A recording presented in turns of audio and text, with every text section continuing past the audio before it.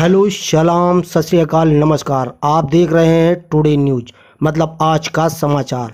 आज मणिपुर दो महिलाओं के साथ दरिंदगी और नग्न प्रदर्शन पर सरकार के मौन और निष्क्रियता पर देश आक्रोश में है और देश भर में जोरदार विरोध प्रदर्शन हो रहा है।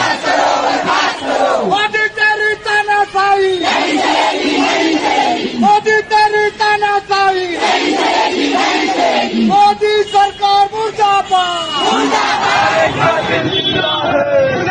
मोदी मुर्दाबाद, मुर्दाबाद, मुर्दाबाद। मणिपुर मुख्यमंत्री इस्तीफा दो, इस्तीफा दो, इस्तीफा दो। मणिपुर मुख्यमंत्री इस्तीफा दो, इस्तीफा दो, इस्तीफा दो। इसी बीच विपक्षी दलों का गठबंधन Indian national development inclusive alliance के 21 सांसदों का एक प्रतिनिधिमंडल आज मणिपुर का दौरा करने निकला है। ये सांसद हिंसाग्रस्त क्षेत्रों और राहत शिविरों का दौरा कर जमीनी स्थिति का जायजा लेंगे। प्रतिनिधिमंडल में लोकसभा और राज्यसभा दोनों सदनों के सांसद शामिल हैं। प्रतिनिधिमंडल में कांग्रेस के अधीर रंजन चौधरी, गौरव गोगोई, के सुरेश और फूलो देवी नेताम, जदयू के राजीव रंजन, लल्लन सिंह, तृणमूल कांग्रेस सुष्मिता देव, भारतीय जनता दल के मनोज झा, सपा के जावेद अली खान, झारखंड मुक्ति मोर्चा की महुआ मांझी, आम आदमी पार्टी के सुशील गुप्ता, राष्ट्रीय लोक दल के जयंत चौधरी आदि सांसद हैं। आइए सुनते हैं अधीर रंजन चौधरी ने क्या कहा। 20 सांसद हम जा रहे हैं, दो हिस्से में बटे हुए। हमारी तरफ से जितने रिलीफ कैंप वगैरह है, जहां जहां हम जा सकते हैं, वहां की सरकार जितने हम इजाजत देंगे जाने के लिए, रुकावट ना पैदा करे तो बेहतर है।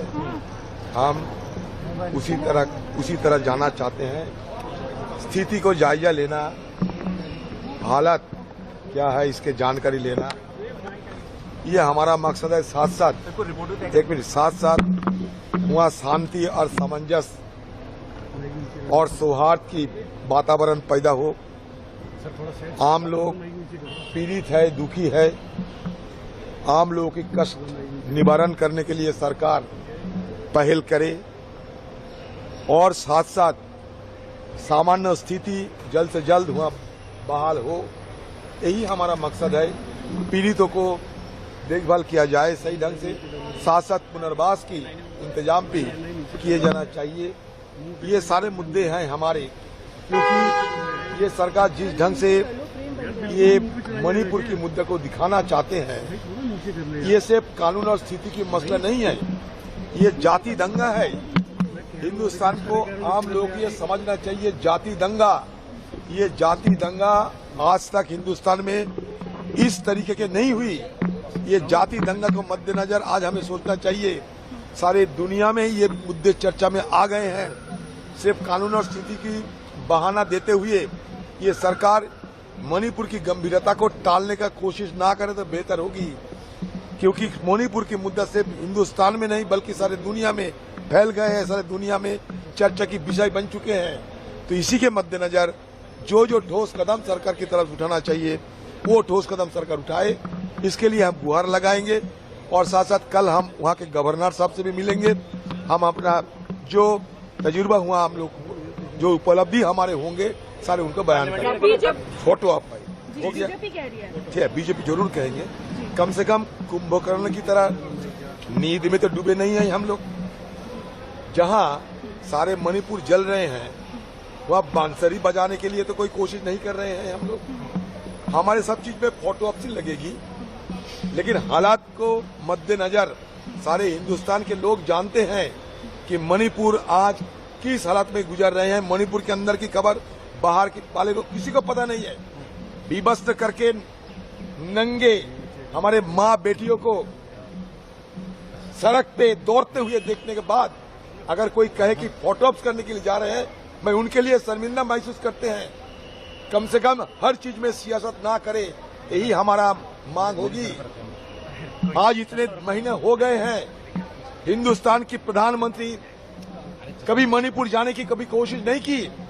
मणिपुर वासियों को एक वार्ता देने की, एक संदेश देने की कभी कोशिश नहीं की। मणिपुर के आम लोगों को जो कष्ट होते हैं, जो पीड़ित, उन लोगों को निवारण के लिए, उनका कष्ट निवारण के लिए कोई कदम नहीं उठाई।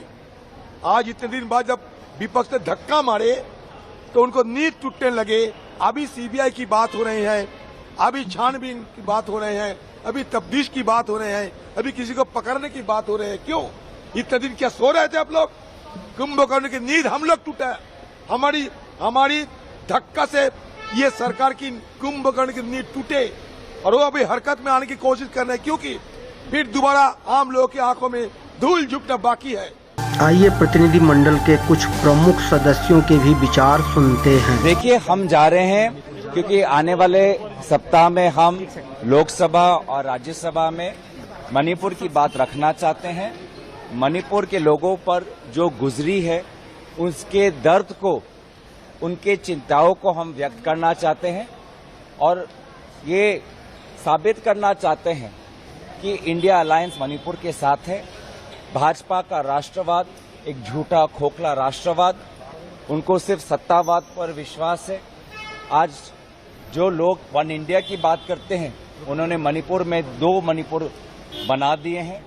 कि मणिपुर में एक तरफ पहाड़ है, एक तरफ वैली है, तो हमारी कोशिश रहेगी कि दोनों कम्युनिटी से मुलाकात करने के लिए।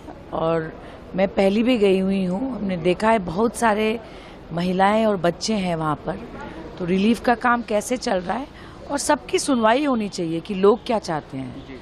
हम तो सदन में बोल ही रहे हैं, पर वहाँ के मणिपुर की जनता क्या चाहती है उनकी सुनवाई होनी चाहिए। वहाँ इंटरनेट नहीं है, कुछ नहीं है। 2 गुट में आप लोग वहाँ पर जाने वाले हैं तमाम इलाकों में? टीम ए टीम बी बनाया है क्योंकि सिर्फ एक हेलीकॉप्टर है हमारे पास, और आप जानते हैं वहाँ आप वैली से पहाड़ में बाई रोड नहीं जा सकते। एक कम्युनिटी दूसरे कम्युनिटी के ड्राइवर को भी अलाउ नहीं करते, तो ऐसे डेंजरस हालात में हमें हेलीकॉप्टर में ही जाना पड़ेगा। अनुमति आप लोगों को मिली है हेलीकॉप्टर की या प्रशासन की तरफ से अनुमति मिली है जिन इलाकों में आप जाना चाहते हैं? देखिए, जहाँ 20 सांसद जा रहे हैं ये स्टेट गवर्नमेंट का कर्तव्य है हमारा सिक्योरिटी देना। अगर देंगे जाएंगे, नहीं देंगे फिर भी जाएंगे। संसद में आप लोग अपनी बात रखेंगे? संसद में बात रखने वाली बात? बिल्कुल, क्योंकि जमीनी हालत क्या है सबको देखना चाहिए। अगर सामूहिक हिंसा के बरक्स हमारे भाजपा के लोगों को लगता है कि ये फोटो ऑप है, तो मैं उनकी बुद्धि पे सिर्फ तरस खा सकता हूँ। यकीन मानिए, मणिपुर को आज सबसे ज्यादा जरूरत है सुनने की। डेमोक्रेसी में अगर कोई सुनता नहीं है, सिर्फ अपनी सुनाता है, तो उसके स्वास्थ्य को लेकर के मुझे चिंता होती है और करोड़ों हिंदुस्तानियों को चिंता होती है। मणिपुर के लोगों का हाथ पकड़ना, उन्हें भरोसा दिलाना कि आप इसी हिंदुस्तान के, इंडिया के, भारत के हिस्सा हैं, बस एक छोटी कोशिश हम कर रहे हैं। अगर ये भी उन्हें नागवार गुजर रही है तो मैं उनके बेहतर स्वास्थ्य की कामना करता हूँ। सर, मणिपुर में आप लोग कहाँ विजिट करने वाले हैं और क्या उम्मीद करते हैं? हम सारी कम्युनिटीज, माइतीज हों, कुकीज हों, जो हों, नागा हों, हर समुदाय की पीड़ा को सुनने की कोशिश करेंगे। यही हमारा उद्देश्य है, छोटा सा उद्देश्य है, इसमें और कोई निहितार्थ नहीं है। राहुल गांधी को लास्ट टाइम सिक्योरिटी के द्वारा रोका गया था, अगर आप लोगों को भी रोका जाए तो फिर क्या करेंगे? क्या करेंगे? अगर सिक्योरिटी के आड़ में रोकने की कोशिश होंगे तो मान लेंगे, फिर भी जहां तक संभव होगा लोगों से मिलेंगे। बीजेपी के लोग कह रहे हैं कि इंडिया अलायंस में तो ये विजिट कर रहे हैं मणिपुर, क्या बंगाल, बिहार और राजस्थान विजिट करेंगे? अगर नरसंहार वाली परिस्थिति होगी ना, जिसको जीनोसाइड बोलते हैं, अगर वो परिस्थितियां होंगी तो हर जगह जाएंगे। देखिए, जो जिम्मेदारी केंद्र सरकार की बनती है और वहाँ की राज्य सरकार पूरी तरह विफल हो चुकी है, जो उनकी नाकामियां हैं, उसके बीच प्रधानमंत्री की जिम्मेदारी बनती है कि मणिपुर की पीड़ाओं को समझें, वहाँ के लोगों से संवाद करें। लगातार वो भाषण देते हैं, कार्यक्रम करते हैं, राजनीतिक अपना अभियान चलाते हैं, वो राजस्थान जाते हैं। बीजेपी को बढ़ाने के लिए उनको कोई मौका मिलता है तो वहाँ जाते हैं, लेकिन देश की संरक्षण का जब सवाल उठता है, देश के लोगों की जहाँ पीड़ाएं होती हैं, जहाँ दिक्कतें होती हैं, वहाँ कभी दिखते नहीं हैं। तो हमारी जिम्मेदारी बनती है, हम लोग सब राजनीतिक मुख्यधारा से जुड़े हुए लोग हैं, वहाँ मणिपुर में जाएंगे, लोगों की पीड़ाएं सुनेंगे, उनकी बात समझेंगे, यहाँ तक लाएंगे। लेकिन सर, जिस तरीके से बंगाल में बीजेपी ने अपना एक डेलीगेशन भेजा, फैक्ट फाइंडिंग टीम बनाई, आप लोग लगातार, इससे पहले राहुल गांधी भी पहुंचे थे लेकिन उन्हें भी विजिट नहीं करने, आपको लगता है कि आज आप लोग क्योंकि इतने तमाम दल के नेता जा रहे हैं तो आपको एक मौका दिया जाएगा वहाँ लोगों से संवाद करने का? हम उम्मीद करते हैं वहाँ की जो प्रशासन है वो एक सकारात्मक दिशा में इस बात को लेगा जो हमारी पहल है। वहाँ मलहम लगाने के लिए हम लोग जा रहे हैं, लोगों को गले लगाने के लिए वहाँ हम जा रहे हैं और उनकी समस्या बढ़ाने के लिए नहीं जा रहे हैं। इस बात को समझे। जहाँ तक तुलना की जाती है, बीजेपी ने पूरी कोशिश की कि डाइवर्ट किया जाए मामला, अभी तक संसद में चर्चा करने को तैयार नहीं है।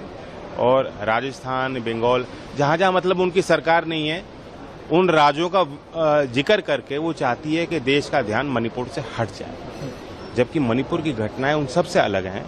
संवैधानिक संकट वहाँ खड़ा हो गया, भीड़ के हाथों वहाँ हत्याएं हुई हैं, रेप हुए हैं, घर जला दिए गए हैं, गांव उजाड़ दिए गए हैं, लोग कैंपों में बिता रहे हैं, हजारों लोग वहाँ पे होंगे। हम उनके बीच जाना चाहते हैं। तो वहाँ किससे किससे आप लोग मुलाकात करने वाले? नहीं, हम लोग मिलेंगे वहाँ लोगों से और हम सबों की ये मंशा है कि मणिपुर में शांति स्थापित हो। मणिपुर भी अंततोगत्वा इस देश का राज्य है और मणिपुर महीनों से जल रहा है, तो महीनों से जल रहा है तो उस राज्य को भी शांत करना चाहिए। इस देश के आदरणीय प्रधानमंत्री जी एक शब्द बोलना मुनासिब नहीं समझते हैं, सारे देश में घूम घूम के हर इशू पर बोल रहे हैं, लेकिन मणिपुर पर कुछ नहीं बोल रहे। क्या है?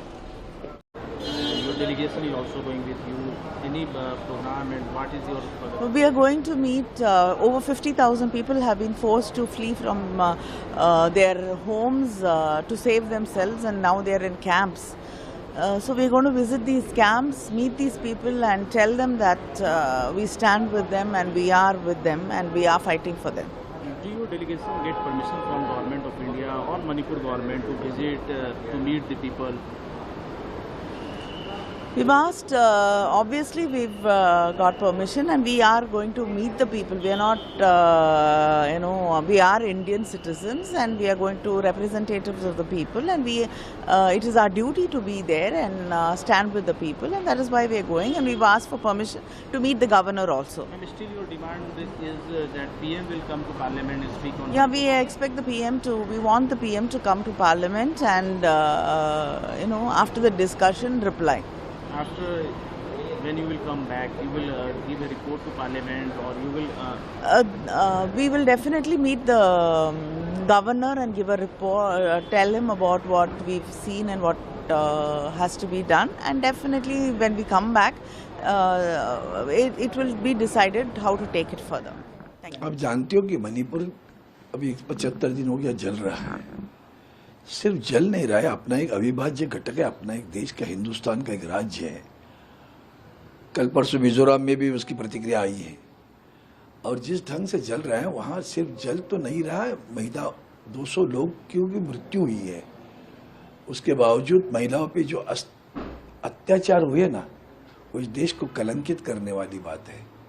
और ऐसी स्थिति में सरकार कुछ कदम उठाना चाहिए था, वो नहीं उठाए, उल्टा चुप कर बैठे। जब माननीय सर्वोच्च न्यायालय ने कहा कि आप कुछ करते हो कि हमें कुछ करना पड़ेगा, तब जाकर प्रधानमंत्री जी का मुंह खुल गया। उसके बाद में आज सीबीआई की बात करते हैं, इसकी बात करते हैं। जब संसद चालू है, संसद के बाहर बात करते हैं। ये तो संसद का अवमान है, जनतंत्र का अवमान है। और उसके बावजूद जिस तरह से हमारे महिलाओं के ऊपर अत्याचार हुआ, विवस्त्र करके उन्हें भले बाजार में घुमाया गया, ये शर्मिंदगी बात है, ये राष्ट्र को कलंकित करने वाली बात है। और इसलिए हम चाहते कि राज्य में अमन रहे, नफरत छोड़ो, भारत जोड़ो, एक दूसरे से प्यार से जोड़ने के लिए हम सारे विपक्षगट वहां जा रहे हैं। देखिए, मणिपुर जल रहा है, मणिपुर के अंदर बहुत दिक्कतें हो रही हैं। मणिपुर में निहत्थे लोगों को, निर्दोष लोगों को जलाया जा रहा है, काटा जा रहा है, गर्दन काट के पेट पे लटका दी गई। ऐसे ऐसे इंसान अखबारों में पढ़ने को यहाँ पे मिल रहे हैं। बहन बेटियों को नंगा घुमाया जा रहा है। सरकार सदन में चर्चा के लिए तैयार नहीं है, प्रधानमंत्री जी संसद में आ नहीं रहे। तो ये तय किया गया कि वहाँ पे जाएं, वहाँ की वस्तुस्थिति देखें, वहाँ के लोगों से मिलें, उनके दर्द को बांटें, और फिर उसकी जो रियल ग्राउंड जीरो की जानकारी है वो संसद के अंदर रखें। लगातार आप लोग पार्लियामेंट के अंदर और पार्लियामेंट के बाहर ये मुद्दा उठा रहे, क्या लगता है आप लोगों के जाने से सरकार पे दबाव पड़ेगा और सरकार कुछ करेगी? कम से कम मणिपुर के लोगों के मन में एक उम्मीद जगेगी कि देश की संसद, देश की सारी पार्टियां उनके साथ हैं और उनको सुरक्षा का आभास उनके मन के अंदर कहीं ना कहीं आएगा। Sir, last time Rahul Gandhi को मणिपुर में रोका गया, अगर आप लोगों को भी रोका जाएगा, क्या स्ट्रेटजी होगी सर आप लोगों की? देखिए, ये तो प्रशासन का काम है। हमारी पूरा प्रयत्न होगा कि हम हर दुखी व्यक्ति से मिलें, उन गाँवों के अंदर जाएं, उन रिलीफ कैंप्स के अंदर जाएं जहाँ पे ये इफेक्टेड लोग रह रहे हैं। ये कहा गया है कि जो प्रोटोकॉल है उसके दायरे में रह के हेलीकॉप्टर से उन जगहों पर जाना जहां हालात बिगड़े हुए हैं, वहां की समीक्षा उनके आधार पर, यानी जो कानून व्यवस्था के दायरे में रहेगा। निश्चित तौर पे कानून व्यवस्था को तो दिमाग में रखना ही पड़ेगा, परंतु जब दुखी लोगों से व्यक्ति मिलता है तो दुखी लोगों के मन के अंदर भी कुछ उम्मीद जगती है। और आज मणिपुर के लोगों को इस बात की सख्त जरूरत है। Main purpose of the visit of opposition parties delegation today in the state of Manipur is to have a first-hand information regarding the political situation and other situation prevailing in the state of Manipur. Because we all know that the riots and violence which have started from May 3rd, and till this moment that violence is continuing. Yesterday also there was firing in the state of Manipur. So the responsible opposition parties would like to go and visit the people, and we have to see what the situation is prevailing in that state, and we will meet the people who are living in the rehabilitation centers and the relief camps, and also we will meet the people belonging to the Kuki, Naga and Meitei, all sections of the society. We would like to meet and discuss with them. And we would like to know what is the real issue, what is the real cause of the recent violence which has took place in the state of Manipur. And further, this opposition delegation will also make some recommendations to the government, and it will be put in the parliament also, because in the no confidence motion, we are going to focus the issue of the Manipur. Definitely, all these matters which we are having or which we are getting from the field, from the state of Manipur, will be put before the parliament, and recommendations will be submitted to the government in restoring peace and tranquility in the state of Manipur. So it is absolutely a delegation, because the Honorable Prime Minister so far has not even made a statement regarding this issue. And he is not ready and willing to address the parliament, or he is not ready and willing to give a message to the people of Manipur through the parliament even. In such a situation, it is the responsibility of the opposition to see that what is happening in the state and what is the status position of now and what is to be done by the government. All these matters will be looked into by this delegation, and a detailed report will be submitted through the parliament by the opposition parties.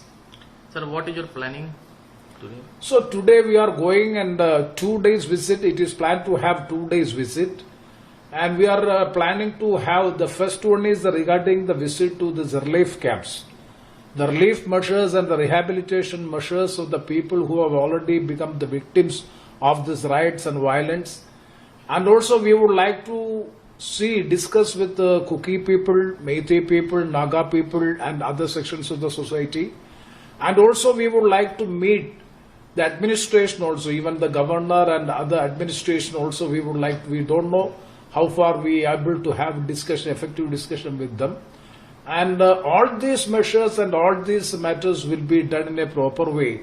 I hope that the visit of the opposition parties will give a big relief to the people of Manipur, because they are totally stranded, they are totally isolated, and there is nobody to look after them in such a situation. As rightly Rahul Gandhi had a visit of 3 days, it has given much relief to the people of Manipur. And similarly, this delegation is also, it is absolutely a positive sense. We are moving in a positive sense to address the issue, to combat the violence, how the opposition parties are able to take part in this political process. We strongly believe that the violence and the riots in the state of Manipur can be resolved only through a political resolution. It cannot be through the guns and it cannot be through the force. But a political resolution has to be evolved, for which the government of India has to take an initiative. We have demanded that an all-party delegation has to be sent to the state of Manipur.